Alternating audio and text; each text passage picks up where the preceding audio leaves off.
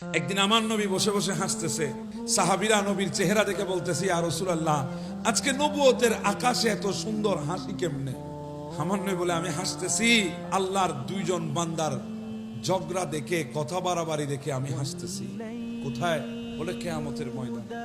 আল্লাহ দুই বান্দা, আমার দুই উম্মত কথা কাটাকাটি করবে একজন আরেকজনের সাথে। তুই কানে খুশির কথা কি আছে? আমার নবী বলছে আছে। এক বান্দা এসে বলবে, আল্লাহ এই বান্দা আমার বিরুদ্ধে আচরণ করেছে, আমার উপর জুলুম করেছে, আমার হক মেরেছে, আল্লাহ আমি বিচার চাইতে এসেছি। আল্লাহ বলে, তার তো কিছুই নাই তোমাকে দেওয়ার মতো, তুমি একটা কাজ করতে পারবা, তাকে মাফ করে দাও। বান্দা বলে, আল্লাহ না, মাফ করবো না, বেশি কষ্ট দিয়েছে আমাকে। আল্লাহ বলবেন, তাহলে একটু নজরটা তুল, জান্নাতের দিকে তাকা। ওই বান্দার নজর তুলে জান্নাতের দিকে তাকাবে, দেখছে বিরাট এক মকাম, ঘর, রাজপ্রাসাদ তৈরি হয়ে আছে। বলবে, আল্লাহ এত সুন্দর রাজপ্রাসাদ? বলে হ্যাঁ। কার জন্য জানিস? বলে হ্যাঁ জানি। কার জন্য? নবীদের জন্য। বলে না। তাহলে আউলিয়া ইকরামের জন্য? বলে না। তাহলে নবীর সাহাবীদের জন্য? বলে না। তবে নবীর আওলাদের জন্য? বলে না। তাহলে নেককার মুত্তাকির জন্য? বলে না না, তাদের জন্য না। তাহলে আল্লাহ কার জন্যে?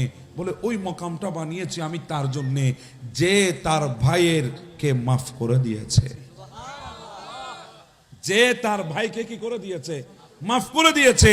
আমি তাকে ওই মকামটা দান করব। হ্যাঁ ভুল করেছে, ক্ষমা যদি আপনার কাছে এসে চায়, আপনি মাফ করে দেবেন, কারণ মাফ করতে পারা এটা সবচেয়ে বড় মহত্বের কাজ। আমাদের ভেতরে তো আজকে মাফ করা নাই, অথচ আমার নবীর দরবারে কত বড় বড় মানুষ এসেছে, আমার নবীকে কষ্ট দিয়েছে, ক্ষমা চেয়েছে, আমার নবী ক্ষমা করে দিয়েছে, আমার নবী মাফ করে দিয়েছেন। এজন্য বলছি, ক্ষমা করার জন্য চিন্তা করবেন,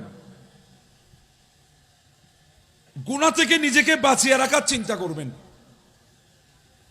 আমরা কত বড় নবীর উম্মত সেটা আমাদের ধারণা নাই, এজন্য গুনাহ আমরা করি।